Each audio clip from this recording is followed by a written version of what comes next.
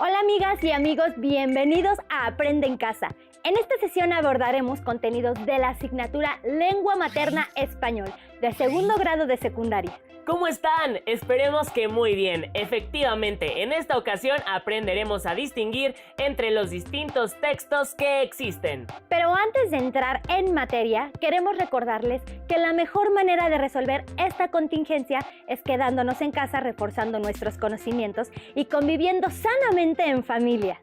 Recuerden que esta es una buena oportunidad para estudiar en el hogar, descansar, divertirse y prepararse para el momento en que regresen a la escuela, donde podrán compartir tanto sus experiencias como sus aprendizajes con sus maestros y compañeros. Ahora sí, manos a la obra, porque tal como les adelantamos hace unos momentos, nos enfocaremos en los distintos tipos de textos. El objetivo es que aprendan a comparar una variedad de textos sobre un tema y que sean capaces de explicar cuál es la diferencia entre uno y otro. ¿Les parece si para empezar vemos en qué consisten los textos continuos, discontinuos y mixtos? ¡Corre video!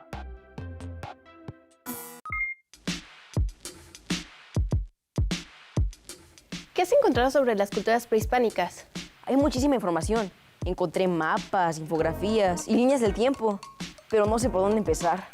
La verdad no sé qué información sea más útil para la investigación. Ya sé.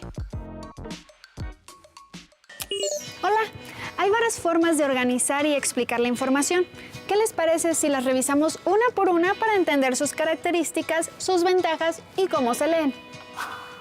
Los textos pueden estar organizados de diferentes maneras, por lo que se clasifican en textos continuos, discontinuos y mixtos.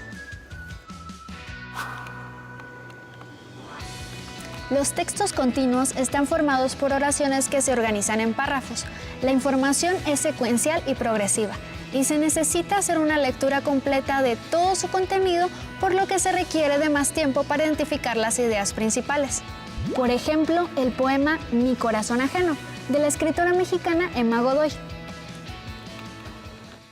Si pudiera matar mi corazón con el puñal del alba, si pudiera sin morirme con él, hundir mi corazón de siglos en las aguas del silencio de Dios. Ah, si pudiera. Mi corazón ajeno. Fragmento. Emma Godoy. Otro ejemplo de texto continuo es este artículo que habla acerca de cáncer. ¿Qué es el cáncer? Cáncer es el nombre que se da a un conjunto de enfermedades en las que las células del cuerpo empiezan a dividirse sin detenerse, por lo que se diseminan a otros tejidos. Esto ocurre en todos los tipos de cáncer. Por otro lado, hay textos discontinuos, en los que la información no está organizada de forma secuencial, es decir, carece de continuidad. La información es específica y concreta y se identifica fácilmente. Estos textos hacen uso de imágenes, fotografías, esquemas, líneas, etc. El lector puede elegir la sección o la parte con la que va a empezar y a continuar. Entre estos elementos se encuentran también las líneas del tiempo, las infografías, los mapas y los formatos de trámites institucionales, entre otros. Las líneas del tiempo representan relaciones temporales entre sucesos vinculados con un mismo tema y se organizan de manera cronológica. Se pueden emplear imágenes que refuerzan la información que se presenta, la cual debe ser muy breve. Según la presentación, se empiezan a leer por el evento más antiguo.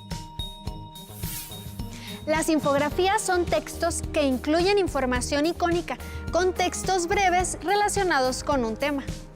Las infografías se pueden leer de diferentes maneras.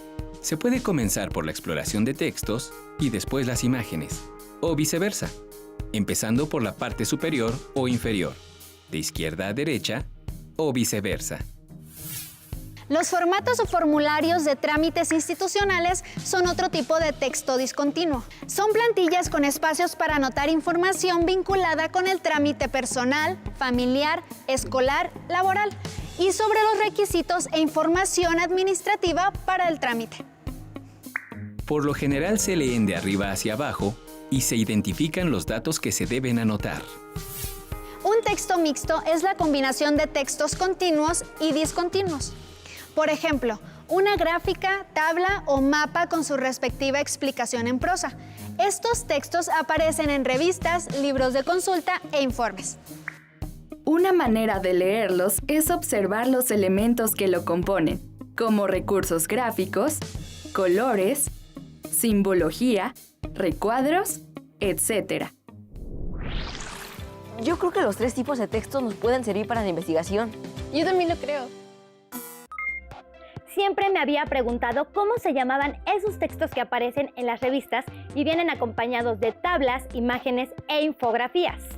Ahora ya lo sabes, y ustedes también. Por mi parte aprendí que una solicitud de empleo es un texto discontinuo. La próxima vez tendré que pedirlo en la papelería así. Señor, ¿me da un texto discontinuo? Claro que no, pero aprenderlo nos ayuda a saber cómo leerlo. Cada texto se lee de manera diferente y eso nos hace generar ciertas expectativas cuando nos enfrentamos a comparar ideas que provienen de diferentes textos, como lo veremos en el siguiente video. Cuando hacemos una investigación, podemos encontrar información o ideas que se complementan y otras que se contradicen. ¿Sabes identificarlas? ¿Para qué es útil reconocerlas? Vamos a investigar. Ya encontré varias fuentes con información sobre la energía nuclear. Empecemos por ver si hay alguna definición. Hay varias definiciones y no sé qué información seleccionar para el resumen. ¿Qué te parece si investigamos para saber qué información podemos aprovechar? De acuerdo, porque mira, yo digo... Cuando se realiza una investigación sobre un tema, es indispensable consultar distintos tipos de texto, como revistas de divulgación, libros y páginas web confiables, entre otros. Al realizar una investigación es frecuente encontrar información similar, complementaria y contradictoria. Las ideas similares entre 2 o más fuentes se manifiestan cuando éstas coinciden en el análisis o juicio que hacen sobre un determinado fenómeno. Incluso pueden tener una estructura idéntica o parecida. Las ideas complementarias sustentan y enriquecen las ideas principales. Cumplen la función de ampliar, detallar, demostrar o ejemplificar esas ideas.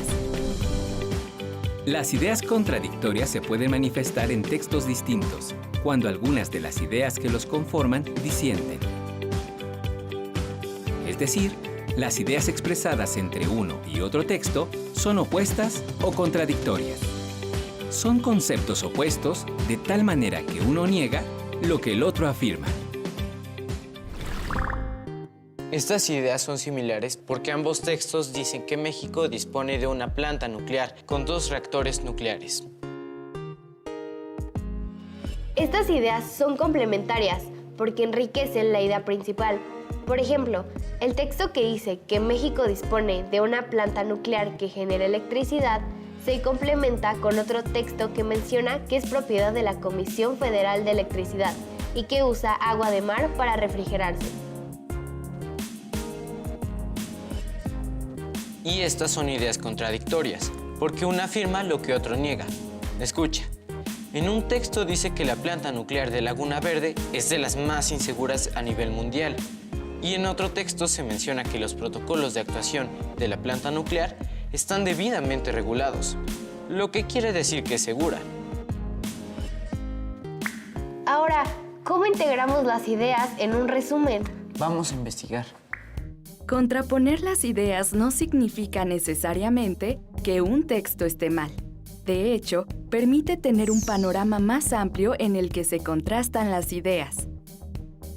Por lo tanto, cuando se lee o investiga, es importante identificar el desarrollo de las diferentes ideas que componen un texto, si hay similitud entre ellas y cómo se complementan para enriquecer el texto. Ya tenemos todo para elaborar nuestro resumen. Podemos iniciar con las ideas similares. Agregamos información complementaria con datos de interés. Y por último, retomamos ideas contradictorias para enriquecer el texto y proporcionar argumentos para la reflexión y el debate. Sí, ¿sabes? Eso estaría muy bien, porque Qué importante es saber reconocer el tipo de ideas que nos presentan los textos cuando se hace una investigación. ¿Has identificado alguna de estas ideas en los textos que utilizas para tus investigaciones? ¿Tú crees que la energía nuclear es segura? Claro que es segura. Además, contamina muy poco, ¿no? Yo creo que sí contamina mucho. ¿Y sobre la seguridad? ¿Qué te digo? No lo sé. Hay muchas plantas nucleares en las que nunca ha pasado nada. Parte de la dificultad de comprender estos textos está en valorar qué tan confiable es la información. Veamos el siguiente video para ahondar más en el tema. En la vida real, cada texto se conecta con otros previos, posteriores o escritos. En un mismo momento, cada uno busca su audiencia, responde a otro escrito, discute argumentos, los copia o los rechaza. ¿Qué puede hacer el lector? Debe compararlos, darse cuenta de cómo se relacionan, cuáles son sus semejanzas o diferencias e identificar los efectos sociales del lenguaje en ambos. Esto para favorecer la interpretación. Te mostramos un ejemplo para que se comprenda mejor. Tenemos el primer texto de nombre La rana que quería ser una rana auténtica, del autor Augusto Monterroso. Había una vez una rana que quería ser una rana auténtica y todos los días se esforzaba en ello. Al principio se compró un espejo en el que se miraba largamente buscando su ansiada autenticidad. Unas veces parecía encontrarla y otras no, según el humor de ese día o de la hora. Hasta que se cansó de esto y guardó el espejo en un baúl. Por fin pensó que la única forma de conocer su propio valor estaba en la opinión de la gente. Y comenzó a peinarse y a vestirse y a desvestirse, cuando no le quedaba otro recurso, para saber si los demás la aprobaban y reconocían que era una rana auténtica. Un día observó que lo que más admiraban de ella era su cuerpo, especialmente sus piernas, de manera que se dedicó a hacer sentadillas y a saltar para tener unas ancas cada vez mejores, y sentía que todos la aplaudían. Y así seguía haciendo esfuerzos hasta que, dispuesta a cualquier cosa para lograr que la consideraran una rana auténtica, se dejaba arrancar las ancas y los otros se la comían. Y ella todavía alcanzaba a oír con amargura cuando decían ¡qué buena rana!, que parecía pollo. Un segundo texto, La inmolación por la belleza, del autor Marco de Neve. El erizo era feo y lo sabía. Por eso vivía en sitios apartados, en matorrales sombríos, sin hablar con nadie, siempre solitario y taciturno, siempre triste. Él, en realidad, tenía un carácter alegre y gustaba de la compañía de los demás. Solo se atrevía a salir a altas horas de la noche, y si entonces oía pasos, rápidamente erizaba sus púas y se convertía en una bola para ocultar su rubor. Una vez alguien encontró una esfera híspida, ese tremendo alfiletero.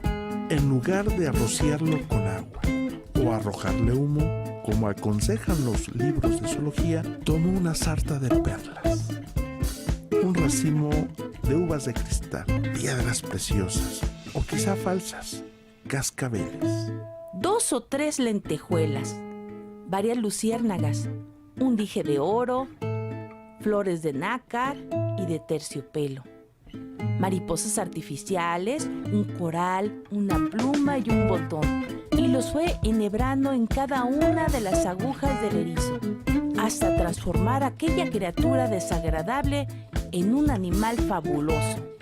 Todos acudieron a contemplarlo, según quien lo mirase. Semejaba la corona de un emperador bizantino, un fragmento de la cola del pájaro rojo. Si las luciérnagas se encendían, el fanal de una góndola empavesada para la fiesta del Bucentauro.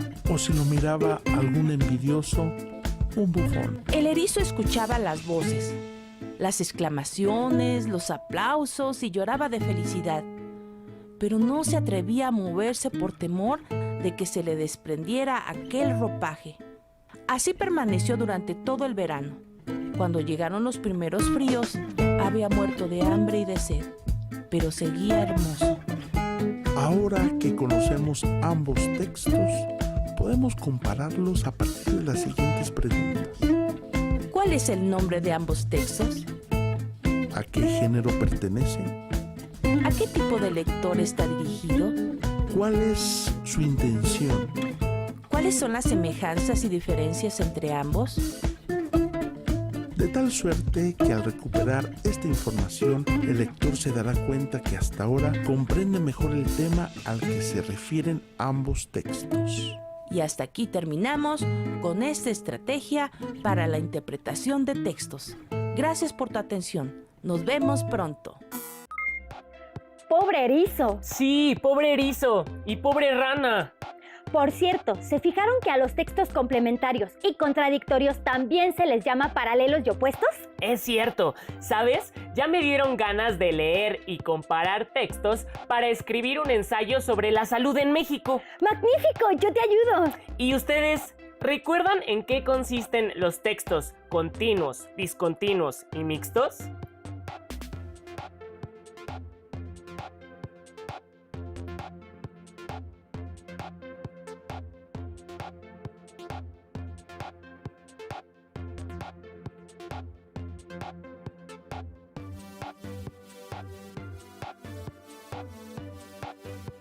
¿En qué se parecen y en qué se diferencian?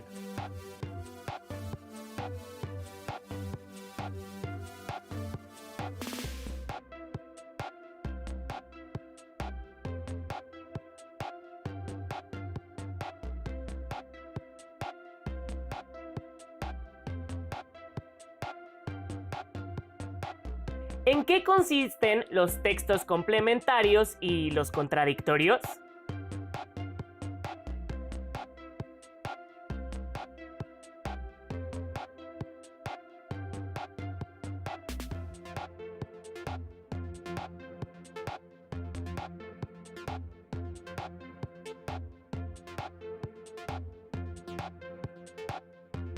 ¿Qué preguntas harían para distinguir entre ambos tipos de textos?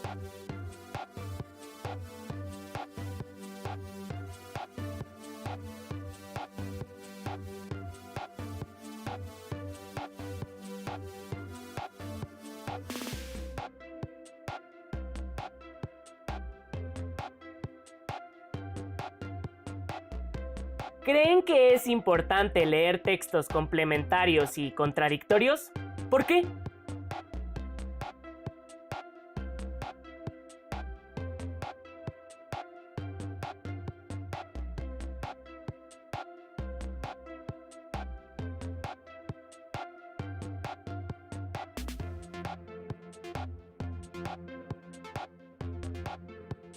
Los invitamos a que conversen con algún familiar o con alguno de sus amigos y amigas para recordar algún tema donde tuvieron que enfrentarse a información complementaria o contradictoria.